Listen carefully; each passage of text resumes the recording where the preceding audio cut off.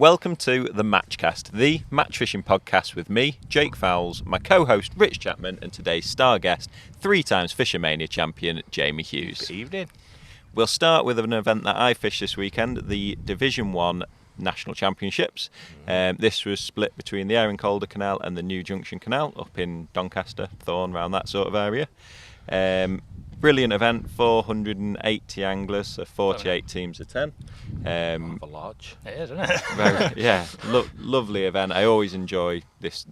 I think I've fished 10 now, or 9 Division 1s and 1 Division 2 over the last 10 years. Absolutely love it. Obviously, all the teams get together. I love the sort of the vibe at the draw, being there and fishing that. On a personal note, I had a brilliant day. Caught a load of fish. And that's the end of the podcast. Thank you very much. And I've caught a load of fish on a feeder and ended up winning my 48 peg section with 8 kilo 460. Awesome. Let's do a bit of name dropping. Who was in your section, Jake? I had Will Raisin in the section, Lee Kerry in the section, Alan Henry in the section. Steady section, isn't it? Let them know, haven't you? Yeah. So I was on a good peg, peg 300. I'm not sure what the section is, but peg 300, I think. Which it's one known. were you on? I was on the New Junction Canal. Right. And basically I've chucked a feeder at the start, had a small skimmer, probably 15 minutes later had a proper bream. In the next hour I've had another bream and 4 smaller skimmers, and I've just sort of plodded away, and then in the last hour I've had 20 roach on hemp. That's a nice finish. A couple more skimmers sort of dotted throughout the match, but yeah, loved it. Really good event. Is that what it was? Is it predominantly feeder fishing on both? There were lots of roach. If you're in an area where there were plenty of roach, there was a lot of squat fishing. Right. You sort of found sort of between 8 and 9 foot, and you could catch on squat, potentially a bit of hemp. Are they both similar? They are very similar. The Aaron Calder is a bit more of a sort of, you can be a bit more positive. There's a lot more sort of hand-sized skimmers, pommies, that sort of thing. Yeah. You can be a bit more positive on the Aaron Calder. The New Junction's potentially a little bit I've more. Seen Alan do lots of things on there. That's a bit more fragile, isn't it, that one? Yeah. Are they both just tins? Is it very generally, tinny, type of generally, I had to get in where I was, but generally both banks are tins, and there's an odd bush to chuck. To chuck to, and very that uniform sort of thing. then everywhere. What do you mean by tins? Like it's got tinned edges. Like tinned metal. It's been built up and held up by it's what the keeps tin. the canal in the canal. Yeah. Not like tins of food or something. No, not tin. An odd cans. random one. Not too. Yeah. But obviously it was in the epicentre of the Barnsley Blacks. Yes, their fishing their world. They always do excellent, and they've won it again. An absolutely fantastic performance. 392 points. So if you think 48 teams, they've averaged over 39 points per man. But I think when you look at the team though, it's kind of half the England set up in there, isn't it? Really. They've just become miles ahead of even the likes of Dorking now, aren't they? It's just Barnsley. So dominant. They are, aren't they? In the last 3 or 4 years, all you can think of is Barnsley wins. That's it. That's what they do. To win an event like the Division 1 National, 2 years on the bounce, potentially your draw can have such a massive effect in those sorts of events. For them to be so consistent in over 10 anglers in such a massive match is unbelievable. So hats off to them. Absolutely fantastic performance. Went on to win it. Hull and District, so another team from up that way, were second, 382 points. And Dren and Oxford, which are another team that I've sort of noticed creeping up in all these events, seem to be doing really well, especially on the natural venue side of things. They're very, very good. They've got a really good team, and they always seem to be there or thereabouts in these events. There's plenty of canal fishing around there as well. Yeah, that's kind a good of trek for them Milton lads, though, isn't it? The Oxford lads, that's a different world of canals compared to up north to Milton Keynes canals, isn't it? Yeah, exactly. So they've done excellent as well. Individually, there's a bit of a story behind this, but it was Rob Jones from Thatchers who won it on an individual note. 28 kilo 850 bream on the feeder plus 6 on the pole. Lovely. He was the M-Peg. Go on, I want to hear this story. But he wasn't meant to be the M-Peg. So unfortunately for Kev Green of Preston Black Horse, he was meant to be on the M-Peg and the flyer, the peg that was meant to win the national. The one peg that people the fancied. one that everyone fancied. what happened at the draw, we all got given a postcode. This is where you're going. Follow the sat-nav. This is where you go. Personally, when I did it, it sent me to the bridge too far down, probably a mile away from where I was at, to sort of drive another mile round the houses, back in to get to the next bridge to where I was. This postcode took him into a field, down a narrow track. He's gone in, cars are following him, and basically he's stuck. He just left him in his car. He can't get out. It was a good.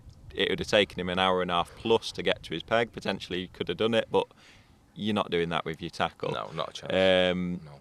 He's done that. Rob Jones has actually done the same thing. The postcode's taken him to the same place, and he's actually managed to reverse out of down this track. Yeah. What is it, like a single track lane? Single track. So basically, cars have just gone in and just blocked the hole. Stacking up. And unfortunately for Kev Green, he's been right in the middle of it. Could not get out. His car was stuck, and he's had to sit behind his mate all day. Absolutely gutted for him. But Rob has taken advantage of it, ended up winning the postcode, mate. Yeah, just keep going. Keep going, mate. Yeah, Rob's taken advantage, and brilliant. He was absolutely made up. So fair play to Rob. Unfortunate for Kev, who's what could have been not had the best of days. That's kind of a totally different thing. Like, you struggle on commercials sometimes working out what peg you're on, but when it's like it could be 10 miles away or something. So you've never seen, and you've just got a random postcode. That's quite tricky, isn't it? But it's quite. If it's taking you to the wrong place, and that's, I don't know, is it bad planning on their part? Potentially, the no postcodes could have been postcode. I'd imagine. I think that was it. I think the postcode, because on each one it gave a postcode, and then it did give a bit of a summary. Turn right at the bridge, go over the bridge, turn left. You're in this gate. It potentially, if you know what it's like at these big matches, you look at it, that's the postcode, right, that's where I need to go, and everyone's rushing out the car park. You want to fly and get there first. Kev's done that, and by getting there first, he's got stuck. There were some sort of finer details in, like, through the little farmer's gate, over the hill and far away sort of thing. But surely with phones and stuff, you can just have pins, or you can do coordinates if you wanted to and get it like bang on. It'd be a bit neater, wouldn't it? Yeah. But I don't think we're that intelligent as anglers to follow coordinates, are we? No, not quite. Not quite. But overall, unlucky to Kev, but overall it was a brilliant event. Dren and Barnsley Blacks romped it once again, and brilliant for them, and a great event all round. It is mega. Where's that next year? The Division 1 is on the Grand Union canals. Well, that'll be a bit different. That'll suit the Milton Keynesy teams a bit more then, won't it? Yeah, so it's more of a narrow canal, but that Grand Union in general is a good canal, so I'm looking forward to that. Winning with catfish. Oh, yeah. There are catfish in there, nice Division 1 catfish would be nice. There are loads of skimmers in there as well. I know they actually catch quite a lot on pellets. I don't think you're allowed to fish pellets in the angling trust rule. I don't know. Potentially you are these days. There's areas that are full of carp as well. In there, there's like some prop runs in there. But that'll be a good national.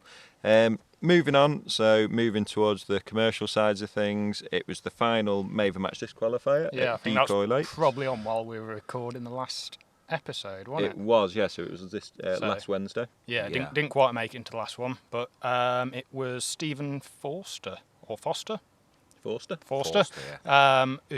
won it with £301. That was off 15 on you, so he was the end peg. But I think that won it. I think somebody's won it off that peg before. Have they? Yes. And I'll think of his name while you. I've not heard of her that much, to be fair. It's the end of the strip lakes. It's the last one, the furthest one. Yeah, because obviously it spells the strip lakes. Well, it basically they spell out. I think I fished that. Have you been there? Yeah. They spell out decoy, so it goes Damson. I didn't even know that. Yeah, so really? Damson, elm, cedar, oak, yew. So if you work it out, so that's the way you remember them. If you're on them, you know it spells out decoy and goes in that order. So yew is the furthest one from as you approach them. And yew. I was just thinking there's no yew in decoy. Oh God. It's so Stephen Forster's won it, £301. And little Billy Marlowe, he's been second off 20 on you as well. So I think he's kind of opposite him, from what I've been told. But yeah, I don't know how old he is. He's only young, isn't he? He's like won the junior Fish-O a couple of years ago. Yeah, he's a good kid. Like, he was 4 or 5 anglers to my right on Sunday, I think, at Hayfield. Oh, so he's got into the Pole Champs through that match, and then he's been straight to Hayfield on the weekend, which is what we'll move on to now. Well done, Stephen Forster, qualifying for the Maver match this final. Go back to him. He'll be quite good from what I've heard as well. I think he's a locally Sheffieldy bloke. Ah, okay. So he'll definitely know about Hayfield. Yeah, he's another contender. Brilliant. And it's going to be a brilliant event, and a little sort of a taster of what it's going to be like is the British Pole Champs. Yeah, definitely. That ran this weekend. You were there. Yes. What sort of happened? It was very windy, Jake. Yeah. Very, very, very windy. It was flipping wild. It was such a shame because, I don't know, we say this about loads of matches when it's really wild. We'd caught loads, but if it had just been a little bit less windy, it'd have been, they're eating. Do you know what I mean? Everything's really feeding at the minute at Hayfield, all them big lads. And what was the pegging like in comparison to? Pretty much every other. Yeah, so quite similar. They tried to peg Island Pool. In fact, I think they did peg Island Pool as it'll be, but without blockers in the final. From 1 to the usual. Yeah. And that fished really well, and they had a bit more space on the other leg. I think there were 30 anglers spread between Little and Big Adams. Yeah. So plenty of room, but it was a phenomenal match. Yeah, brilliant. Yeah, and Andy Bennett. He does what he does. Stomped a victory. Pole only, wasn't it, as well? Yeah, pole only, that one. Yeah, so that one is a pole only. It makes it a bit more interesting in the wind as well, I guess. It does, but it's weird on them pole only matches because I've seen it so much. Larford used to be the main example of it on Spessy Lake, where it used to be, I'm going to say it was the Maver pairs, or it was something on a Saturday when you could do whatever you want, and Spessy had fished terrible. And you'd be all thinking, don't know anywhere near Spessy. And then you'd draw it the next day on a pole match, and you'd have the best day's fishing you've ever had. Yeah. Like, you catch £100 of skimmers and doing things. And where the Hayfield's similar, I don't know, because they're make mill pellets getting fed at, what do you want to say, 20, 30, 40 metres, whatever. Yeah. They make a massive effect no matter what anyone says at every venue. It just keeps everything out there. It does. And that's what it felt like happened, because we all started short and caught a few. And then it went weird. And everyone's like, all the fish have gone, phoom. Yeah, but then they come straight back really quick. They're like, nothing's happening out here. I'm not getting anything. Looking up, where's my bait? But yeah, it definitely responded to, they come to feed. Yeah. I mean, it was a really, really good short match. I think Bennett's got a bit different. He's caught long on deck a lot. Yeah. They've had a little area there from about 22 to about 27. Just the wind didn't catch them quite as much. Yeah. I mean, they still struggled, but they were able to fish long, whereas everyone else was wild. Is it deep? Like at 23, I'm guessing it's still, you've still got 12 foot, haven't you? No. Is it not quite that? You're probably getting about 9 foot. Oh, okay. It's not too deep. Yeah, so it's not quite as bad as the pegs further along where it does deepen. Yeah, I think around 17, 15 are probably the deepest. Yeah. I was just up, I was on 13, which is, it's a sort of the point peg now, because 11's been cut back. Yeah. But it was right weird, because it went deeper as I went out, but it also went shallower as I went to my left. So it was like a strange slope going down. Which is horrible to sort of... because I've had the wind hacking right to left. So it was really, really hard to work out what was going on. And I don't believe them carp swim along it. Because they like swimming along the slope, but a nice straight slope. Yeah. Whereas that one, because it was a bit scatter, my excuse anyway. I just messed it up, really. But it was just a bit weird. Was everyone fishing the same sort of match, really, where it was like catch a few short, and then if you could fish longer, if you could fish longer, shallow? Yeah, there were definitely some fish to be caught shallow and on deck. Yeah. If you could hold it, but you just couldn't. It was wild. Yeah. So if you had it like bang on your back, you could fish it a bit, but you would have. Yeah. So Island Pool got it everywhere. I think some lads on the other lake could fish. I think Steve won the other lake. Yeah, so Steve fourth overall, 176, and then the top 3 were all off island. The off island pool. Yeah. So he was most impressed with, though. Andy Bailey I was most impressed with. Yeah. Because he was in quite a random bit. I'm going to say he was on about 58, 57. So it's a bit of a weird bit that just for short. Do you know what I mean? So I was impressed with him. Yeah, so Andy Bailey was third, £181. Johnny Wincup was second with £209, and he was from Peg 2. Yeah. And Andy Bennett, £260, won the match from Peg 23. Did what he does, yeah. Maver match this final is, so when this goes out, it'll be the following weekend. Yeah. How are your preparations going? Just started. Literally just started. I started on Monday this week, and I didn't know where to start. I hate this one because it's at that time of year with Hayfield where 2 weeks before you need to start getting stuff ready. Yeah. And in Fish-O it's different because it's July, so everything's shallow, everything's up. It's quite straightforward. But now you need everything.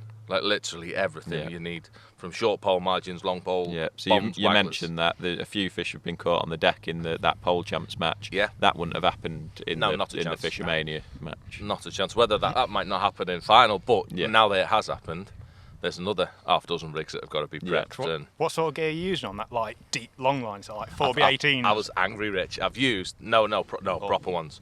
Well, I fished 2 grams short on Sunday because of the wind. But yeah, you just want something. There's no finesse. Yeah, it's nasty. Big and 2 gram. Get it down. Don't mess about. But I even had our green elastic, which is either 14 to 16 or 16 to 18. I've never fished that ever before. No, never ever. But you need that in those depths. Set the hook. You've got to get them up. Yeah, and also you're not. If you're playing fish on a top 4 or even a top 5, you're not using a puller, so you can't get away with such. Yeah, exactly. But even short, it's that bit heavier short. Yeah, it just gets the job done. It's big fish in it, Hayfield. Yeah, really, really big fish. Yeah, and you've just got to get them in. No fanning about. Just big hooks and pull. One that when you drew next to Winnie, like on that Maver a couple of years ago, was that like the first time you'd actually use that green or something? Yeah, but that is like light gear for now. Yeah, that's like, what was that? That was a 10-14 the green map, wasn't it? Yeah. Yeah, that's when I used to think, oh, that's heavy, but now I'd fish that for skimmers, I feel. Don't mean that sort of equivalent kit. You've just got to pull. Because they're not fussy when they eat. You need some serious kit. Moving on to Golden Reel, so there's been 2 qualifiers this week. The first took place at Barston Lakes. Barston, brilliant venue. Yes. Absolutely love it. Rob Wotton was 3rd from peg 13 with £158.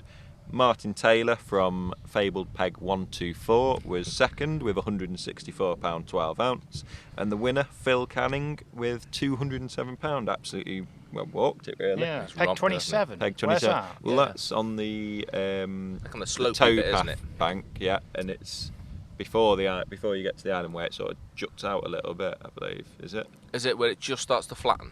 Yeah. Is it? So, yeah, I'd yeah. have that, yeah. So 27, 28 around there. Apparently there are a lot of fish in that area at the moment. Right, I remember his mate winning there as well. What's his mate's name? Wayne, is it? Wayne Sharman. Wayne Sharman, yeah. I remember him qualifying about 3 years ago off possibly same peg. Yeah. So whether it's a little area that they go to, but one of those I don't know. Right time of year you've got maybe they just moved down a bit, yeah. But Barston's Barston, innit? They're at one end, other end, or 124. Yeah. But I think he's caught a few early on the bomb by the sounds of it, and then like the last 2 hours it's just gone solid on that kind of bomb. On this pinging line. Was it Method he was fishing, or a bomb pellet at like 20 metres or something where he's been feeding it, and he was like £150 in the last 2 hours. He don't muck about Phil as well. Phil gets the job done. Phil actually, I think he beat me. It was definitely, what was it? I reckon it was it must have been a Maver. It was. He beat me in a Maver off next peg. I think we were first and second. No, it was horrible, wasn't it? But no, he did. He's a really, really good angler, Phil. He's very, very good at running line fishing, isn't he? Yeah. A bit of everything. Well, to be fair, he catches a lot of F1s as well when he does a bit of that. Yeah, he comes to tunnel a bit, yeah. He's like White because he's been in that final at White Acres a couple of times as well. Yes, he's one of them anglers that's always there now, isn't he? Yeah. His name pops up, so fair play to Phil. Yeah, so another fight. I think he's been in a couple already, but so he's in the Golden Reel final. Golden Reel at Partridge Lakes. So that was Last Chance Saloon as well, was it? Yeah, that was last Golden Reel, wasn't it? So fished really, really well. Covey 2's produced 3rd and 2nd in the match off sort of next peg or a peg in between them from pegs 23 and 25, which was Les Marshall and Howard Kelly, £178 9 ounce and £185 4 ounce, respectively. And then Connor Barlow, so know him well, as Mini Bennett.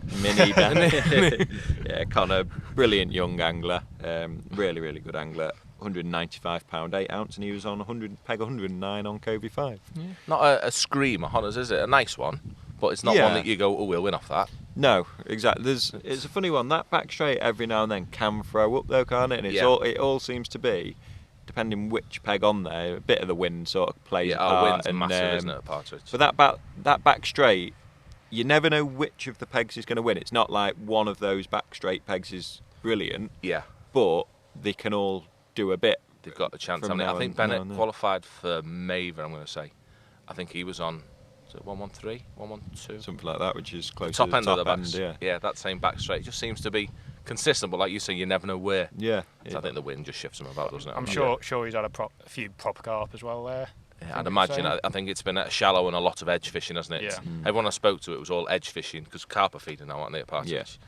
So I imagine there's lots of little carp in Covey 5 as well, in that sort of £3 to £4. Lots of them commons. I'm sure it was saying on the report as well that he was like caught a couple up to like £8 or something, and he's only been like £8 clear of second place, so it's been like one or possibly 2 fish that's the difference. So it's been a nice close one. Nice and fair. That's a couple of times Covey 5's won this year as well. Obviously Andy won his Fish-O qualifier off Covey 5 as well. He was on 6, wasn't he, Andy?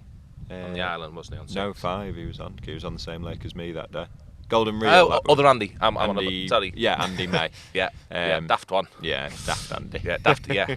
Yeah, so he was on Covey 5. Bennett was on 6. Yeah, so it's been steady. They used to be, probably just because they were new, but they were always the lakes you wanted to avoid, didn't they, 5 and 6? And now it's... Because those F1s, they were the newest lakes, smallest. Yeah, a bit smaller. But so you had to catch a lot of fish to compete with the others. Yeah, now, them F1s are big. They're getting the lake speed. It's good that Covey 2's chucked up, though, because I spoke to Steve the night before, and he was planning on, I just want to avoid 2, because it's so weird how that Lake 2 goes from being the worst lake to randomly chucking up, and it's the best lake. I've seen that happen a lot. You were saying that before. It was I was saying, Covey 2's chucked up, because I always assume that it's not going to be one that's in the running. One you wouldn't fancy, I was thinking, I know Covey 3's got plenty of hide in it, Covey 2, but yeah, every now and then it fishes really well, and it's brilliant. I think, I might be wrong, but I'm pretty sure every single angler had £100 as well. I think there were about 8 or 9 per lake, and I'm pretty sure, because I think it was John Jones had about 100 and, let's say 40 or 50 off 39, which is rancid as a rule. Yeah. So it fished really, really well. Yeah, just everything decided to have a feed on that day. Lovely. Mm-hmm. Feedermasters.